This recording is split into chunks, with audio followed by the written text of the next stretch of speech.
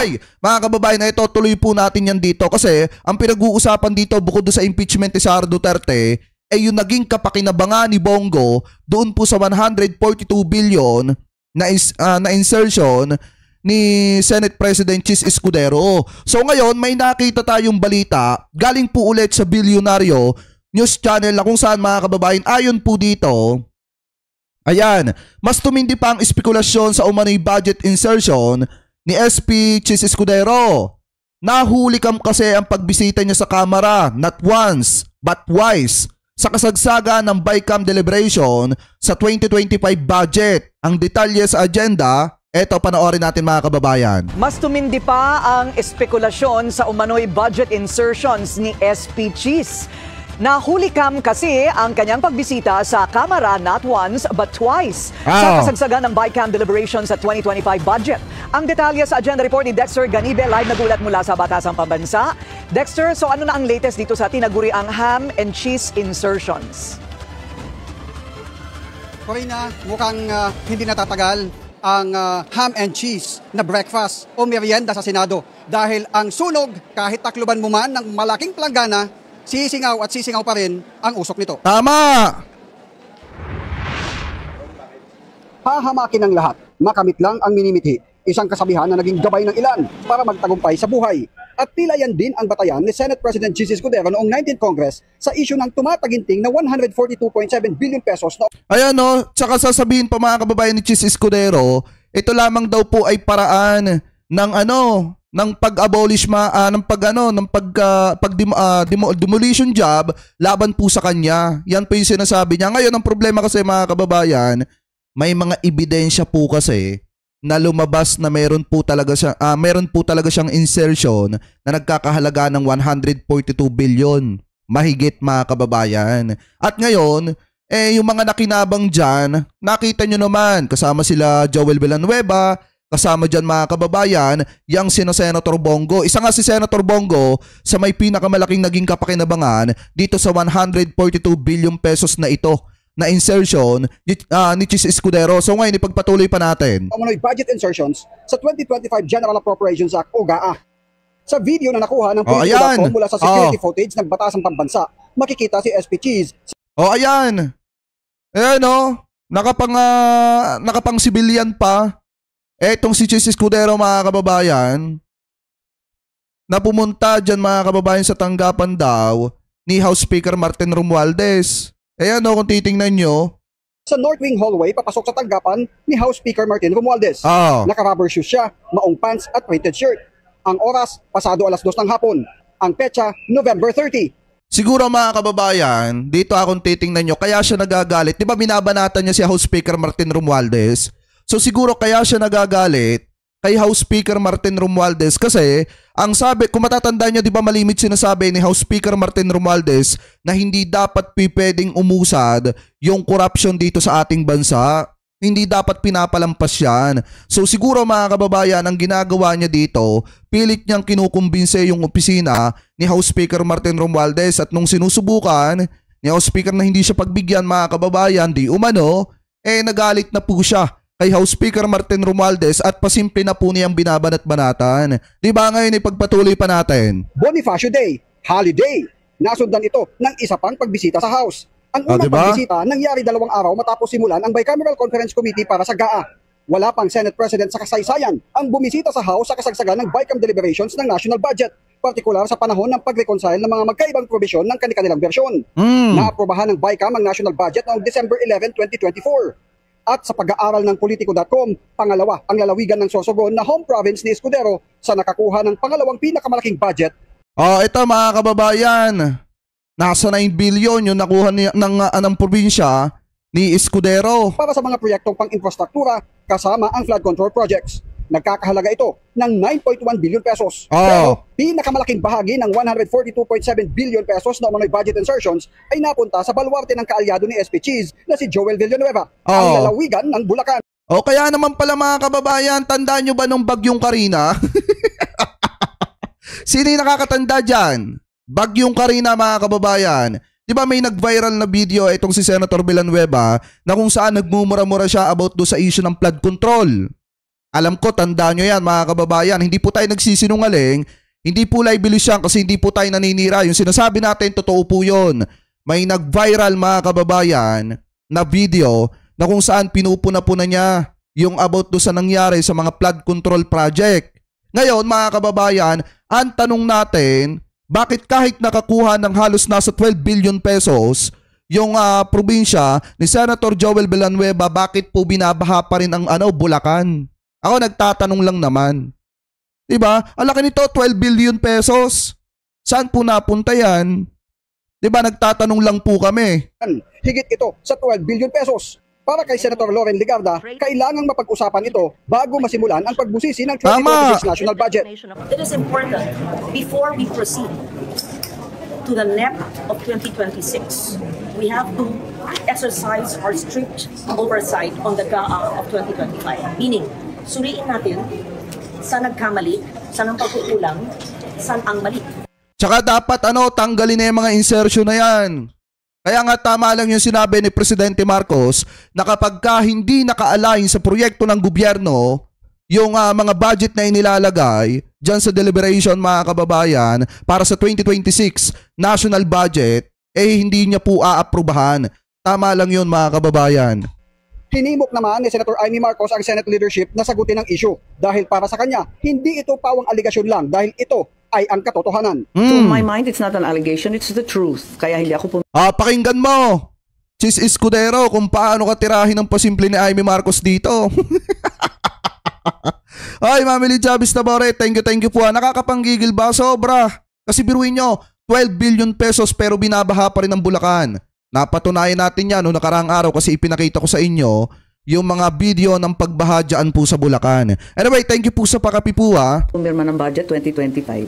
Alam po ninyo yun. Ako una nagbunyag, tumayo ako noong early December tungkol sa BICAM at pinoprotesta ko ang proseso at yung mga pangyayari. Ilang beses na nating hininga ng komento si SP Cheese pero wala pa siyang tugon hanggang sa ngayon. Do hereby solemnly swear that I will well. Corina, kung issue ng Pogo ang nagpa-standing ovation noong nakaraang taon sa sona ng Pangulo, ngayon naman ang issue ng flood control projects ang nagpatagundong sa loob ng plenary session ng House of Representatives ilang minuto bago matapos ang kanyang sona. Nang talakayin niya ang issue ng flood control projects, palakpakan at standing ovation ang marami sa plenaryo ng Kamara.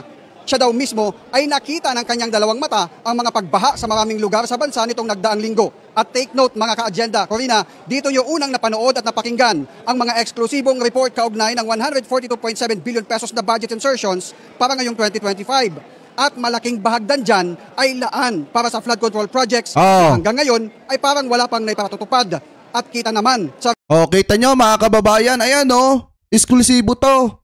Sa Billionaire News Channel mga kababayan na kung saan ang lalaki pala nasa 1.1 billion pesos yung inilaan para sa probinsya mga kababayan. Sa Sorsogon po ata ito, sa Bicol.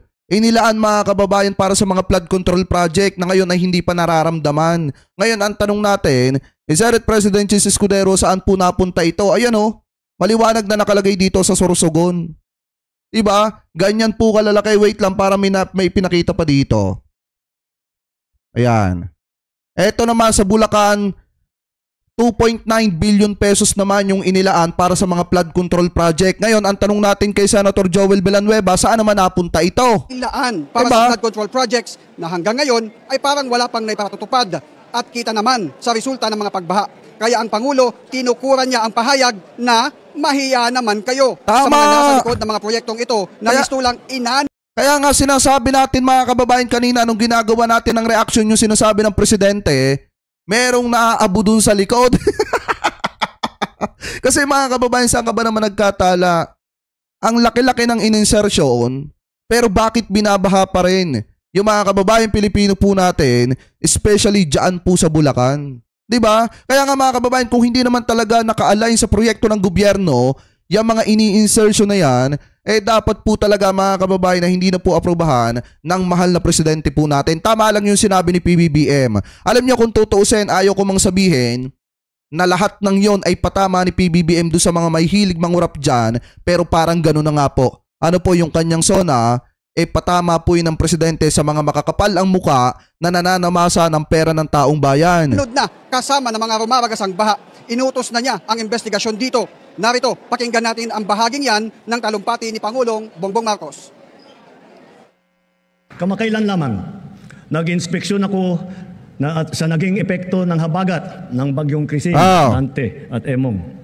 Tsaka take note mga kababayan, hindi lamang po bagyong Krising, Dante at Emong, yung mga panahon na nag-inspeksyon ay itong si PBBM. Kung matatandaan nyo, nung bagyong Karina, ang presidente po natin kahit na ulan-ulan, nag-iikot po siya especially sa Kamaynilaan mga kababayan para tingnan yung kalagayan ng mga kababayan Pilipino po natin. Pakitama na lamang po ko kung ako po ay mali at doon personal na nakita ni PBBM yung mga nasira na flood control project and then yung mga guni-guni lang na flood control project mga kababayan. Kaya wala silang maitatagot, maililihim sa presidente kasi ang presidente po natin kasi ngayon bumababa yan sa field.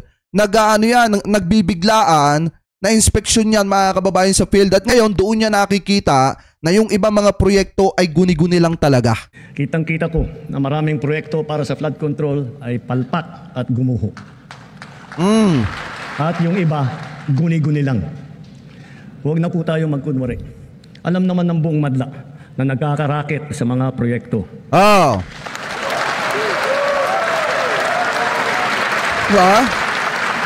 Mga kickback, mga initiative, errata, SOP, for the boys.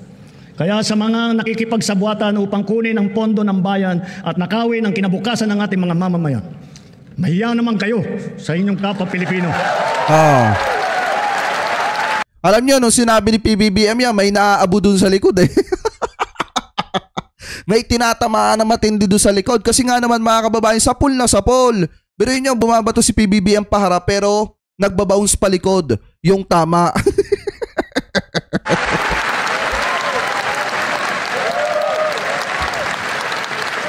Mahiya naman kayo sa mga kabahayan nating naanod o nalubog sa mga pagbaha. Mahiya naman kayo, lalo sa mga anak natin na magmamana sa mga utang na ginawa ninyo ng binubuhay. Tama!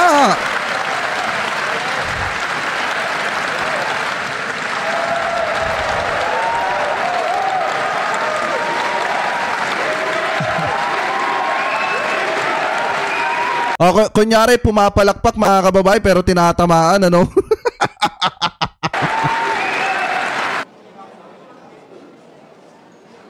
Corina, ang pinakaunang utos ng Pangulo sa DPWH isumiti sa kanya personally yung listahan ng mga proyekto ng flood control simula nung manungkulan siya hanggang ngayong taon. Tama. At kanyang re-review nito, yung mga nagawa na, yung ongoing at yung mga ghost projects na flood control projects. At ang pangako ng Pangulo sa publiko, isa sa publiko, ipapublish niya ang listahan ng mga ito. Corina? Yung mga naghahanap dyan ng transparency, hintay-hintay nyo lang, malapit na yan. Baka yung mga idolo nyo dyan, mapalagay dun sa yung mga pangalan nila na talagang kumamal ng bilyon-bilyong halaga na pera ng mamamayang Pilipino. Kaya nga doon sa mga kababayan Pilipino po natin, alam nyo, etong ginagawa ng presidente natin, step by step to, napakahirap talaga buwagay ng corruption.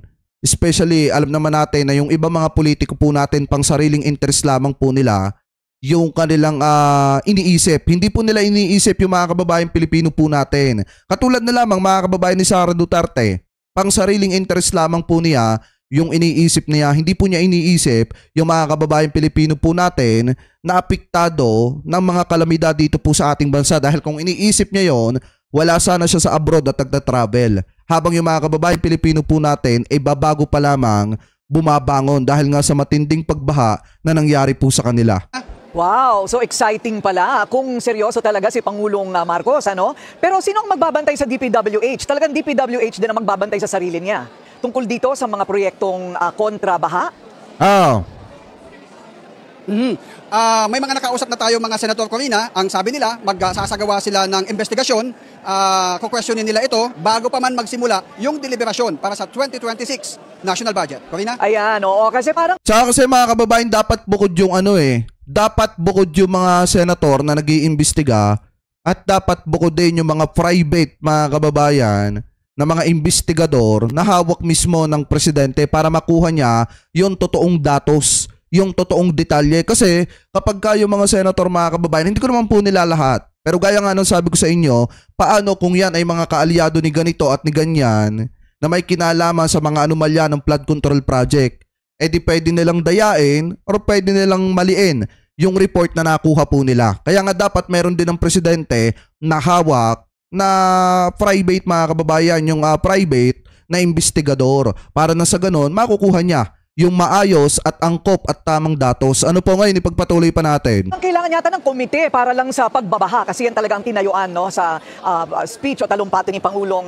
Marcos. Pero napansin mo rin, Dexter, walang banggit sa buong 1.5 oras na speech ang tungkol sa ICC, sa pagkakakulong ni Pangulong Duterte, yes, at gayon, ICC, at gayon din yung impeachment ni VP Sara, at gayon din yung issue tungkol sa online gaming.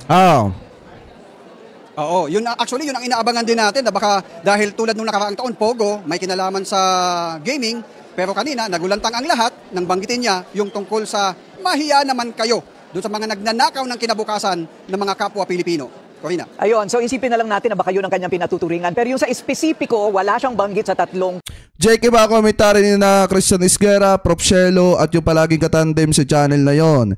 Negative ang kanilang komentary, nakakairita. Eh alam naman po natin, mga kababayan, na yellow is always a yellow. Pero gaya na nga ng sabi ko sa inyo, especially doon sa mga kakamping, walang mangyayari kung magbabanggaan lang na magbabanggaan ng paulit-ulit. Masisira lang na masisira ang pagtatrabaho at diskarte ng ating gobyerno, lalo na kung ang ating presidente ay pumapatol pa sa mga ganyang klase ng tao, sa mga ganyang klaseng sinasabi laban sa gobyerno. Buti nga si PBBM, mabait at diretso pa rin yung pagtatrabaho sa kabila ng mga matitinding issue at pambabatikos na ibinabato po laban po sa kanya. Ngayon, mga kababayan, ang sa akin lang naman, kapag ganyan mga negative ang sinasabi laban po sa ating gobyerno, karapatan naman po nila yan.